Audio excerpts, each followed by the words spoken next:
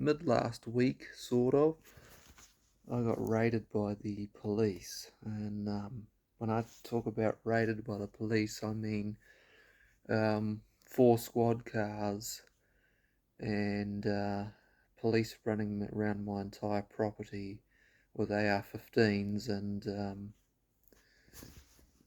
yeah, the whole door breaching thing into my bedroom and making my flatmate put his hands in the air and the works. Over what? Well, of course, my air guns. Because why not? Because New Zealand is a ridiculously politically correct country, and yeah, they treat spring-powered air guns as firearms and treated me as an armed offender, in spite of the fact that I was cooperating with them.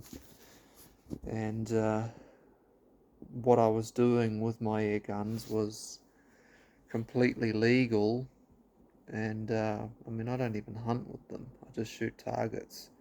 That's all I do. It's just a hobby, you know. I like to buy nice springers and tune them and yeah, make some holes in some bits of paper. I'm not harming anybody, but yeah, they raided me all right. They arrested me. They took me to the station. They processed me. They confiscated all of my air guns, and yeah, quite an experience, really.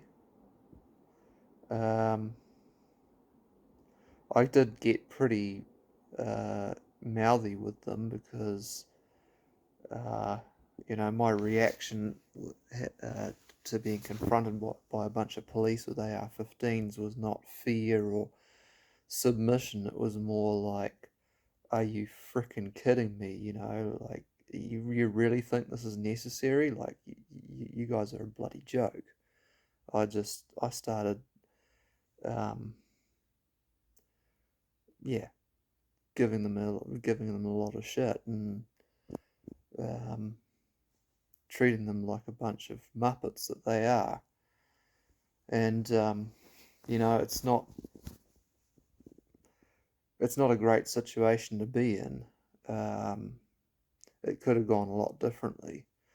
The police in New Zealand have become really overzealous recently, and they've been given a lot of new powers. And they're going after people who are hobbyists or enthusiasts or sportsmen, people who are actually putting quite a lot of effort into making sure that what they're doing is law-abiding and safe, and treating them like criminals. Um, and they argued with me on the when they actually came to raid my property that what I was doing was illegal. And I said, well, your website says the opposite. Your website says that what I'm doing is legal. And nope, nope. And they arrested me, and they eventually let me go and said that they'd get back to me on whether they were going to charge me or not. Now, that doesn't usually mean they're going to charge you, actually, because if they don't immediately charge you, they don't have enough evidence. So, the police like to go in guns blazing and, have a big fun experience, but they're not so keen on doing all the paperwork to actually charge somebody, it would appear. And they kind of knew, I think, that they didn't have a case. But they were extremely disrespectful and very heavy-handed, and they really treated me like I was, I was dangerous. I was a criminal, which I guess is what they do to everybody. Like, I mean, you know, I guess when all you got is a hammer, every problem looks like a nail, isn't it? And that's the state we're in with the police. I mean, that's how they treat everybody, is like a potential criminal. So, to them, somebody who's got a collection of air rifles is an aberration. They're doing something that's not normal. They don't give a crap about whether it's a hobby or not. So then, to add insult to injury, so basically 2 days later, I get a call from an older officer who I assume was involved in their firearms uh, division or whatever it's called, who told me, oh, we're going to bring your air guns back, and we're not going to charge you. He basically, from what I understand, he basically said to them, no, we're not going to charge him. Like, he obviously was a little bit saner than the police that I dealt with on the day. So they brought my air guns back. Now, the thing is, they took them out of the cases. I've got air guns. They've got beautiful, beautiful wooden stocks, and I mean, if anybody's ever handled an air arms or an air rifle of that nature, they know that the finishing quality on them is just exquisite. It's top notch, and so I keep them in cases. And they took them out of the cases and left the cases at my home, and just threw them all into their squad car. Took them back to the station, where if you have any experiences with underlevers and side levers, which I have both, you would understand the predicament the police got themselves into when they tried to put chamber flags in them and then store them. So first of all, how do you safely open up the action on a underlever like the Air Arms Pro Sport without engaging the anti-bear trap? Because if they didn't engage the anti-bear trap, they wouldn't have been able to release it without firing it unless they really knew their shit, which they didn't. So they would have opened it and held the thing open by holding onto the lever, and then gotten their thumb into that loading port to put a chamber flag in there, because my rules, have to put a chamber flag in a frickin' air rifle, a Springer no less. And I mean, yeah, there's no other way to you can't disassemble them really. So I mean, I guess I understand what they were trying to do, but they obviously hadn't encountered these things before. They didn't even know what they were. They were dumbfounded at it. I don't think they'd ever come across a freaking side lever or underlever before. From judging by the reaction, like, oh, what's this? They thought the Pro Sport was an actual firearm. That you could see them, the big aha moment. They thought, oh, we've got a live one. And then, oh, wait, what? They so wanted to find something. But yeah, put chamber flags in them. So, of course, now the actions can't close. So they risked injuring or potentially losing digits by shoving their fingers into the open loading port without anti-bear trap engaged. And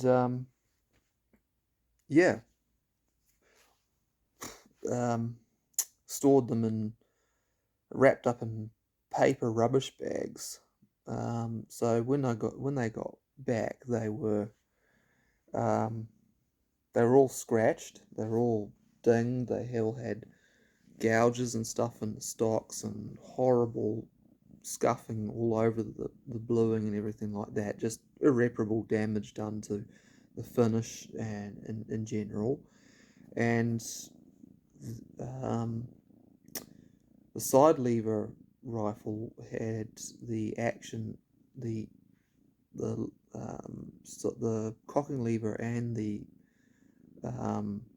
cocking arm in two different parts were bent, and the bracket that holds the cocking lever on to the receiver, which is welded to the receiver on a Diana side lever, was splayed out.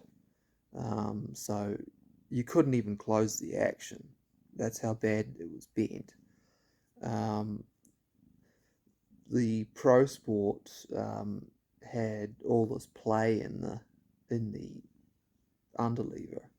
Like I I ended up shimming it to get it to work properly again, and doing all sorts of random stuff. It's not the same as it was. So yeah, they did a lot of damage. One of them, the walnut stock, has got it was brand new, not a scratch on it. Like I only just got it like a week or two ago, and it's got huge gouges in the side of it.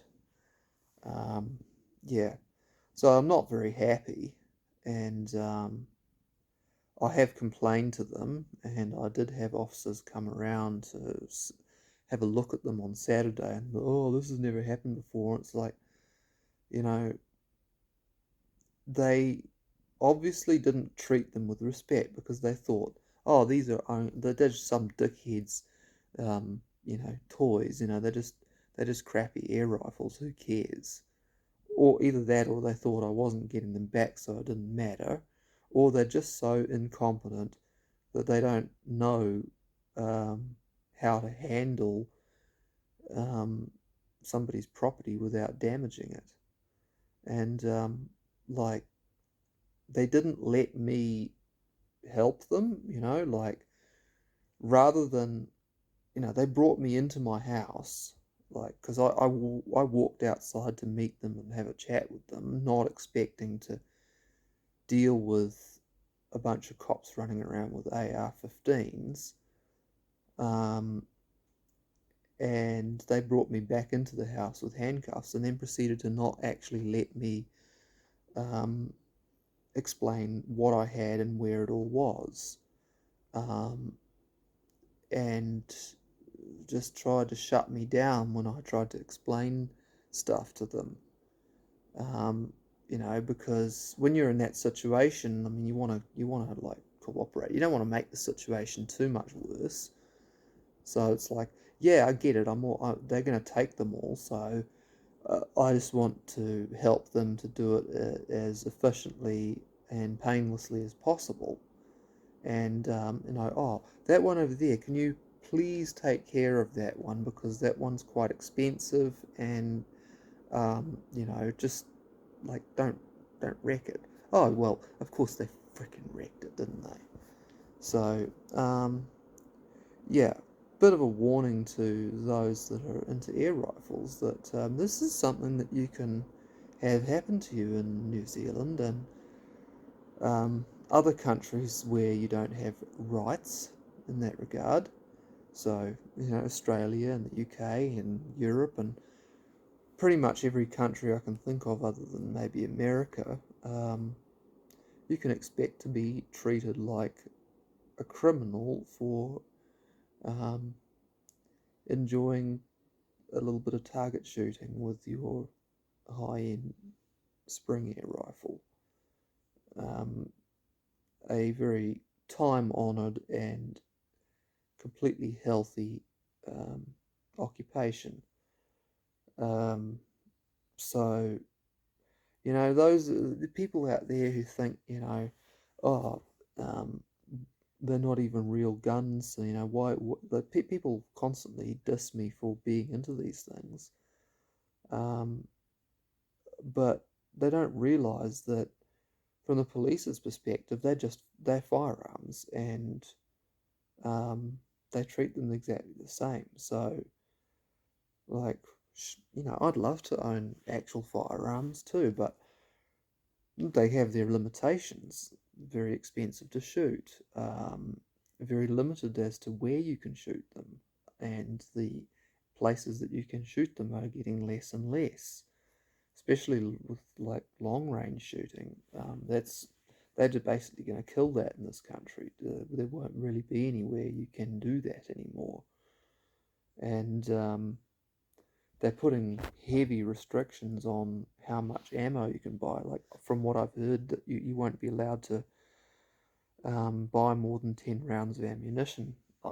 Don't quote me on that, but somebody who is a gun owner has informed me of this.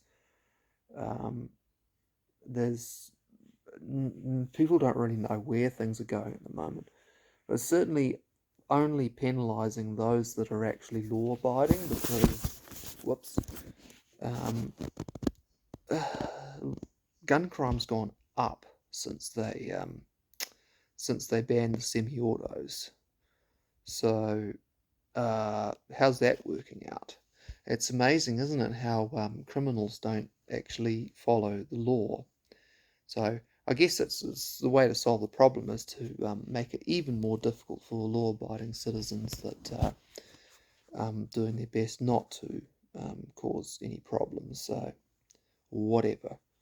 But you know, in this country, spring-powered air rifles do not require a license and are not regulated as air rifles. All you have to do is be over the age of 18 and you can go and buy one. But then the police treat them as firearms, and if there's an incident, they will hit you with a firearms conviction if they have enough evidence. So then there's the question of how does one avoid this sort of problem? And I think that in my case, somebody called the cops on me, one of my neighbours, and which is strange because I've been shooting my air rifles in my backyard against a very high, very large concrete wall with a bunch of precautions I've taken to prevent any issues. And I've been doing that for a long time with no problem, and then suddenly out of the blue somebody decided to call the cops on me.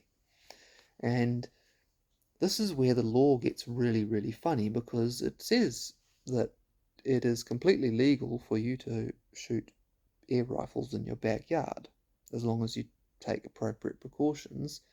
But here's where they get you. Provided that neighbours and members of the public don't feel threatened or annoyed by it. So that's an issue, because no matter how many precautions I take and how much I try to let my neighbours know what I'm doing, I cannot control how somebody else feels about it. I do not have control over that. I cannot have control over that, and there is no amount of precautions that I can take to prevent somebody else feeling annoyed or threatened. That's the wording, annoyed or threatened. So they all have to do is be annoyed by it.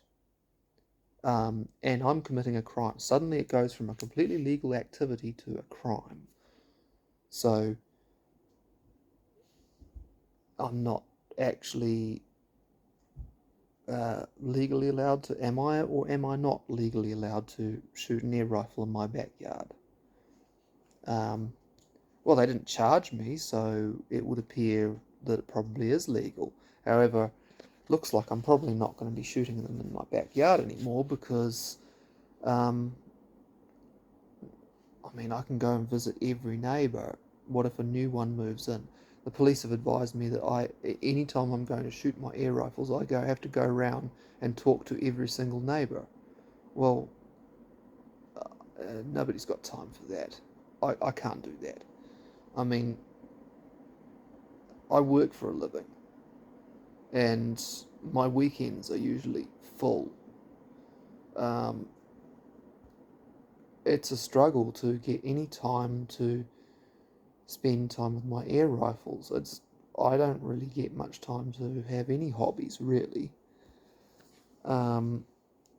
So, you know, they've effectively ended that particular aspect of my hobby.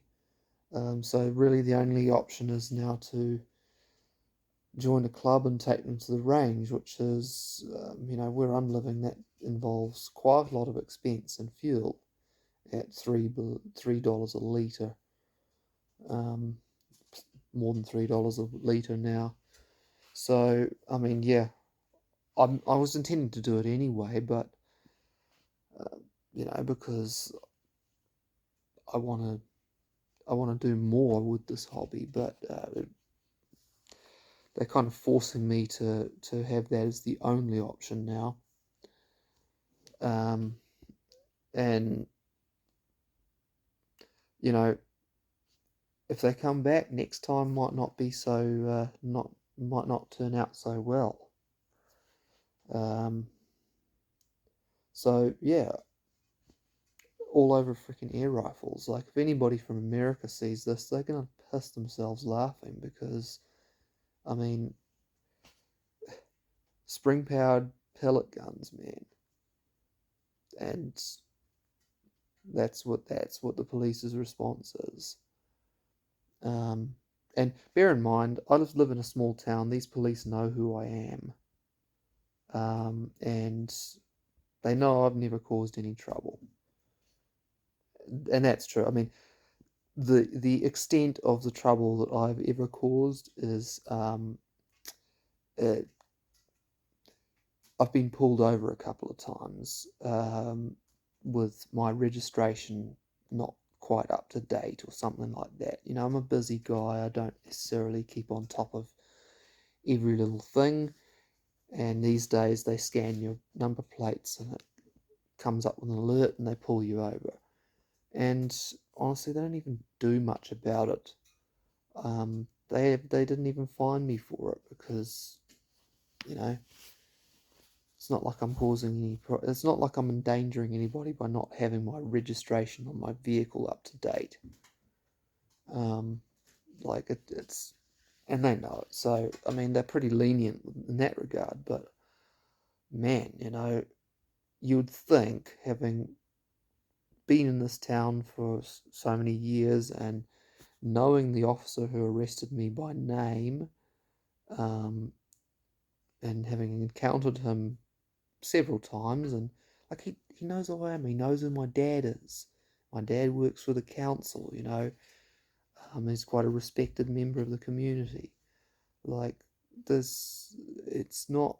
It doesn't make sense that they would respond that way, unless they just want to be bullies. Like, really necessary to escalate the situation to that degree when they knew who and what they were dealing with.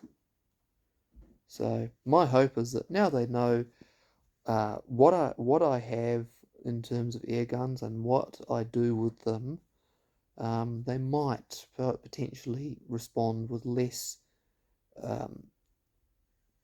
over the top BS next time, and might be a little more diplomatic, especially now that they know that I don't just sit there and take it, especially when my property gets damaged. I take it further, and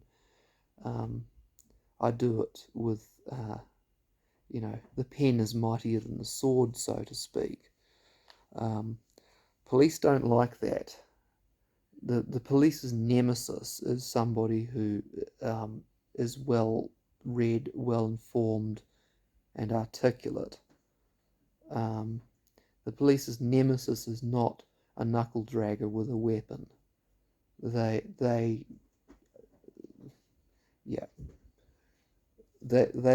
basically are, in our society, the monopoly on violence. So violent offenders are not really a big issue for them, because they have the resources to respond. But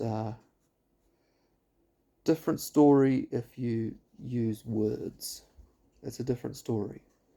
So we'll see how it goes. I'm not expecting that they're going to do anything about the damage they've done to my property, because it's just not how things usually work.